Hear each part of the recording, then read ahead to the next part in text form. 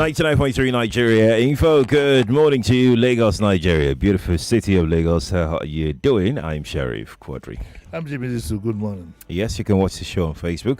You can also watch on YouTube. That's right. Nigeria Info 99.3 is how you can watch the show. Let's begin quickly. We've got the table is quite full this morning with stories. So we're going to jump on this one. On page 3, The Punch. Alafin land-based or knee in fiery clash over chieftaincy title.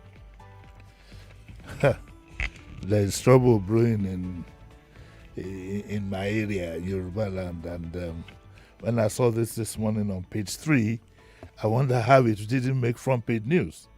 Okay, so let me tell you what it is. The Alafin of Oyo has strongly criticized the Oni of Ife, the decision of the Oni of Ife to confer the title of Okonlomo of Yoruba land on the businessman Dotun Sanusi. Let me explain.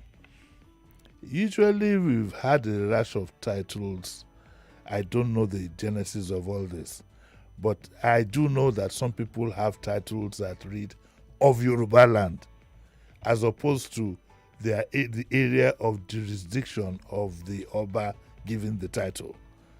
And I felt, well, titles are worth a penny these days anyway. So I didn't pay much attention to it, but apparently some other people have. And so because we do have all kinds of titles, people have titles and of Yoruba land, and for me it's neither here nor there. In fact, the way we are going very soon, with the way we are going from what you see on the social media and whatever, very soon you'll find one or two traditional rulers lining up to buy meat pie at a fast food and getting kicked off the queue because it is coming to a point of ridicule. But that's not the subject today.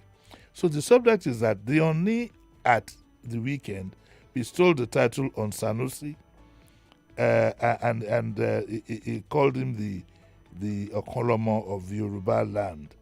I think in appreciation, supposedly, Sanusi is an indigenous social media and business networking platform.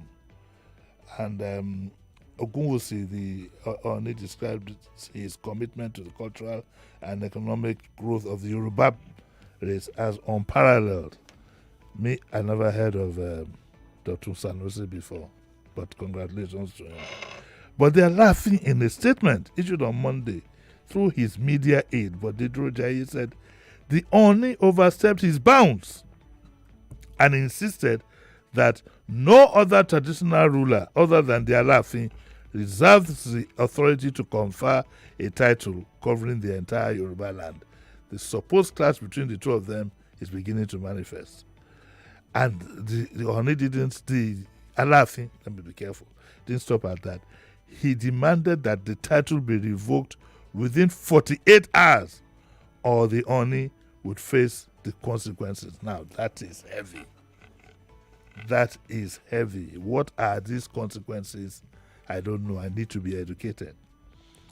And in the statement purportedly issued by the Alafin, the story says that the attention of the Alafin of Oyo and the titan of Yoruba land, Oba Engineer Abimbola Owode, has been drawn to the purported conferment of the chieftaincy title of Okonlomo of Yoruba land on the business tycoon Dotun Sanusi by the Oni of Ife, Oba Enitan Adeyeye Ogunwusi. The Oni of Ife is behaving as if there is no authority to check and call him to order.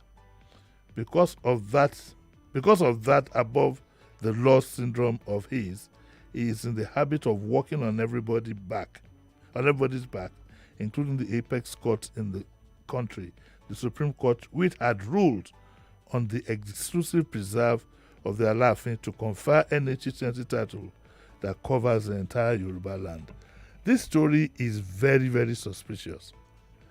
Because I'm not saying it's not in other papers, but in the papers I have seen, it is not there. And if the statement came from the Alafin's office, surely it should be in one of the papers. Secondly, I'm a bit worried about the use of language. And so I might want to take this story with a pinch of salt. So what I think needs to be done very quickly, both by the Alafin and by the Oni, is to react within the next 24 hours before this story gains traction. I have, there's something in me that tells me that, look, but it's in the papers and it's in the Punch. Had it been any other paper or any of the other small, I mean, if it's in the Punch, the Vanguard, the Guardian, then you need to, it has some, the trust, it has some element of authenticity. But I'd like to see a reaction on this story, which, like I said, or did you see it in any other paper? I think I could find it in a couple online, though. Oh, okay, but it's not. I didn't see it today. I checked the Vanguard, I checked the Punch, I checked the Trust, and this other new newspaper, but it is not there. However, if it now turns out to be true, I think somebody should step in very quickly before we have a conflagration on our hands. Because the truth is, these days anyway, Chieftaincy titles are 2 a penny. I mean, I don't even know the gentleman being spoken about. That's that's neither here nor there.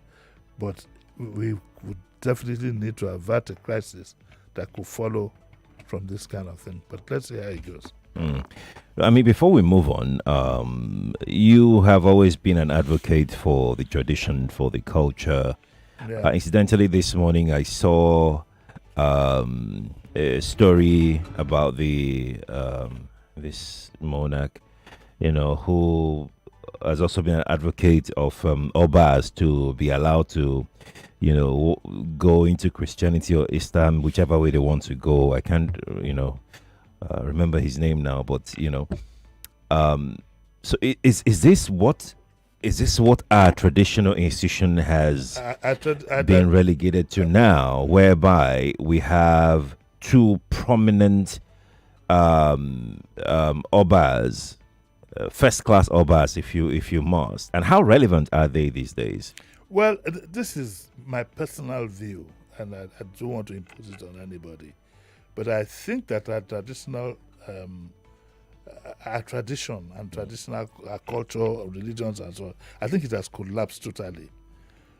And the politicians have helped to collapse it. How relevant are Obas these days? They've blown the gasket.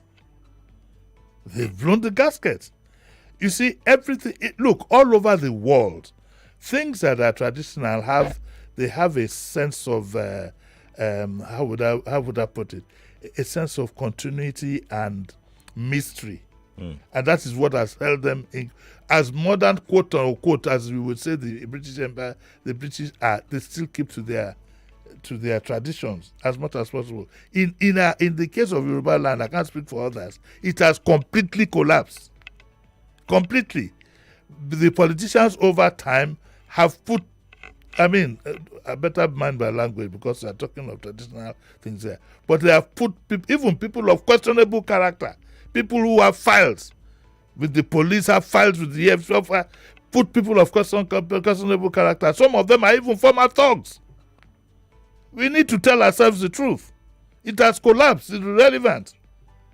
And the horse has bolted. There is nothing you can do to save it again. The horse has. What are you going to do? Look, go to the social media and see what your Obas are doing. See Obas dancing supposedly in church or at parties, either which way. Dancing, throwing to the wind. See, a man who claims to be a pastor. There's nothing wrong in being a pastor. There's nothing wrong in being an Oba. But you cannot be the two at the same time. Who are you trying to deceive? You will lose both ways. There is nothing wrong in you being a Christian, a Muslim, or whatever. But whether you like it or not, an Oba in Yoruba land is a custodian of our culture and religion. You can't run away from that. So the whole thing has collapsed. Chieftaincy, that's it. If it has gotten to this level, if this story is true, the end is near. We've lost it. And once the horse has bolted, the mystique is broken. Right. Look at our presidency too. This is not the presidency we used to know. Whether you like it or not, the mystique has been broken. The presidential spokesman was credited with having said something in the social. It was credited. I saw it in the social media. I cannot repeat it here. Something to do with tribe. Some people from one part of the country have usurped a presidential spokesperson. Sheriff, this country is collapsing on all fronts. Take it from me. It is collapsing on all fronts. This has never happened before. And this is the climax. So there's only one way to go now. We are going to go down. Because, to be honest, even a lot, I don't want to mention names, but you know within yourself that a lot of these so-called Obas have not lived up to the tradition. How many of them can you compare with the late Olowo of Owo? How many?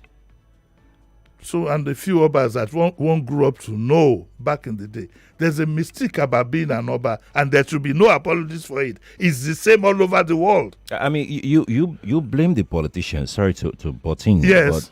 But who were the, and I use the word "were" very, very advisedly. Who were the custodians of our tradition and our culture? When I say back in the day, yes, and the transfer of that knowledge to whoever they are today. Look, the truth is, when you say you blame the politicians, what they have done is they surreptitiously, over time, diminished the traditional Who system. allowed it? Is it The old yes, custodians or it's the old custodians, the traditionalists. For example, the Alphabet. Look, there are cases of Obas in Yoruba land who are not even princes in the first place. Who did they have traditionalists? They have Alphabet now. There's a famous phrase now. They say Ifatin Buwo. We might need to tell ourselves the home truth. And very soon, a lot of people will wash their hands off that system and go their own way. It has gotten to a point now, a traditional ruler shows up in the public space, people keep on dancing. That reference is being lost day in, day out. Because you saw him, you saw your traditional ruler at the christening of Sheriff's 15th child. You saw him at the... 15 Bow, I don't understand. They go to almost every event, that's what I mean. Sorry, I didn't mean to. Let's go to the next What's story. it point you now?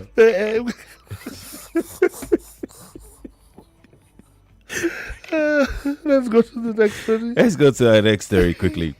Let's go to our next story. This is from page 9 on the Vanguard News. In the Vanguard newspaper, I've got the story here. U.S. British government Northern can Lord FG NSA over arrest of terror kingpins. Well, look, let me say clearly that I'm proud of our forces. Indeed, the government, for this is a very big achievement, and I must give the NSA kudos for this. And I think, guess what? If you notice, he's been less visible for the past 1 month. And I'd like him to keep up with it. I'd like to congratulate especially the DSS because I heard they contributed a lot to it. There was a lot of intel and so on and so forth. Whether the United States or the British governments laud us or not, we are proud of what has been done. But the question now is this.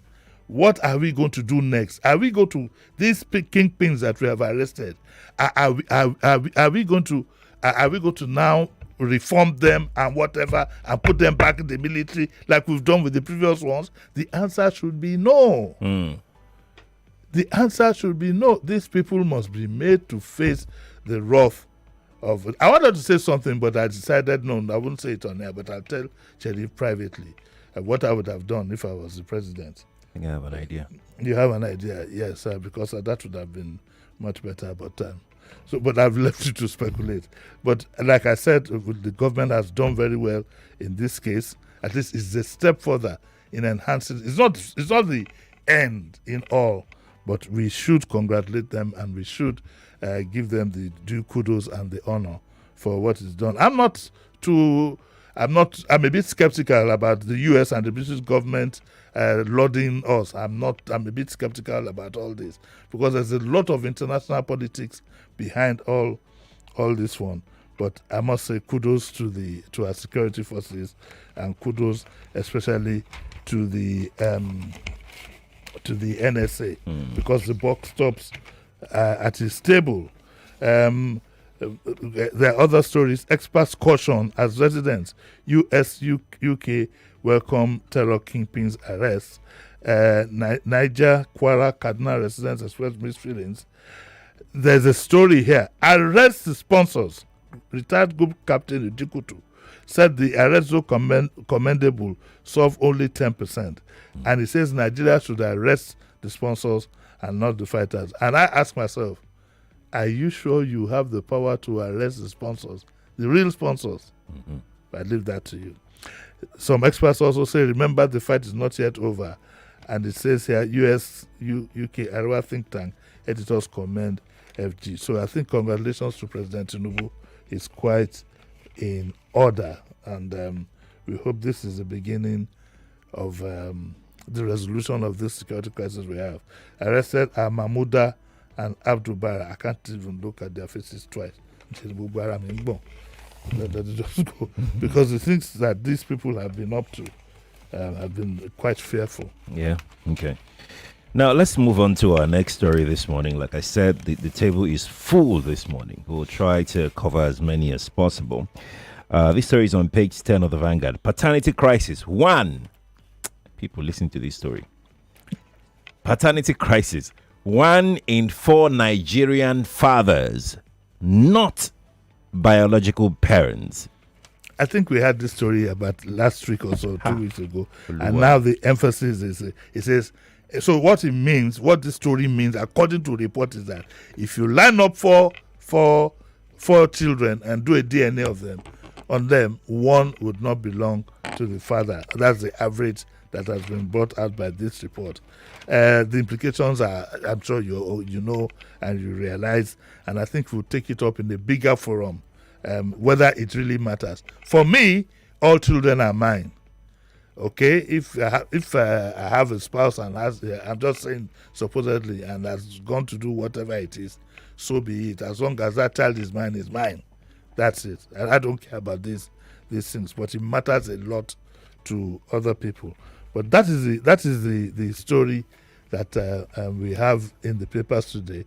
So stop looking at your son or your daughter in a funny kind of way. Let her go to school or go to work. Don't think you're going to go and take a sample. Stop it. I can see one or two of you, you're looking critically at that child of yours and say, bye-bye, daddy. Leave her alone, leave him alone. Your child is your child. However, the news says that 1 out of every 4 might not be your own. Nice one. You calm everybody down, then you die. And then you ask them to go and do DNA test again. Very nice. I said that's what the report says. Very, very nice. Very nice. Sorry, sir. Okay, let's move on to our next story. Ishashe Day, August 20, declared public holiday in Ogun, Oyo, Osun, Lagos. Yes, and I'm happy that we are doing that. I hope but I don't know what will happen when the Ogun people want to, whatever, the Ifa people, but at least we have one day in 365 days where we devote to our own. We can't, you see, unless we build up our own traditional religion, institutions, and so on, we will continue not to have an identity. We arrest kingpins, the US and whatever, start congratulating us. When they arrest their own people, do we have anything? No. It's part of the effect of colonization. The African mind must be independent. And we shouldn't run away from what is ours. We are at liberty to practice any religion that we have. But I think at the very least, we should stop bringing our own religion down and stop talking about it as if it's devilish. The same things we complain about Icheche, had been complaining about either of the two religions in the past. It's reforms that has brought them to where they are. Where are the 7 books of Moses? Why are they not in the Bible? So you need to understand these things and don't allow yourself. You are free. I mean, I'm free to practice any religion that you like, but we must respect our own tradition and religion. And that's why I'm very happy that the state governments had declared August 20. What day is that next week? Next week, yes. No, it's this week. What is it? Oh, wow. It's actually, today is 19. It's tomorrow. It's tomorrow, yeah. I'm not coming to work tomorrow. Excuse me? We don't have public holidays. But you should say when we'll finish, it's just that I was here on Christmas Day. I will not be here tomorrow. Point blank. Okay, so what's the plan? You just found out. I'm an Ifa devotee. Since when? We have to go. Since just now. I'm going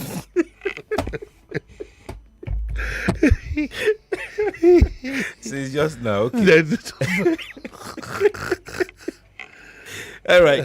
To our next story. FG vows equal response as U.S. tightens visa rules. Why do we deceive ourselves like this? There are some things the government should not even bother about. So what has happened? Okay, again, yesterday the United States has said that to get a visa now, they will need the social media profiles and activities in the past 5 years of the applicants. So if I want to get an American visa, I have to put my Twitter and whatever down for the past 5 years. They are doing that to preserve themselves. And I have no quarrel with it. It's a security matter. I have no quarrel with it. What I have a quarrel with with this particular story is that the federal government, in a swift reaction, said that if we reciprocate the EU, why are we behaving like children? Instead of battling these people, wanting to meet them on equal grounds for their demands, we should make our country more tolerable and livable for our citizens. So they'll stop running helter-skelter. I tell people, I got admission to Wisconsin University. I even got a 1-year exception. I opted to go to a Nigerian university way back in the 70s.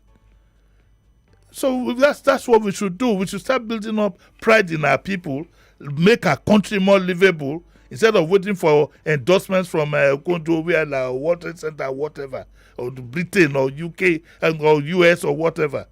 What do you mean by you want to reciprocate? If you reciprocate, what's the big deal? It makes us look like babies. That is my problem with this. The US, they're doing these things for security reasons. They have their reasons for doing so. If you don't like it, stay home. You are not an American citizen. So if you don't like it, stay home. What we should concentrate on is making our country more livable. I doubt if they have the same problem in a country like Rwanda from the news that I can discern. If you see progress in our country, half the people who want to jackpot will not. And if they want to go on holiday, if one country says that makes it difficult for them, there are thousands of countries that you can go to and enjoy yourself. Indeed, these days, is even from what I can see in the social media, you're better off going to an African country for your vacation. Because these days, I predict it very, very soon, it will be difficult for a black man to work as in WALK, to work in some European citizens and some European cities.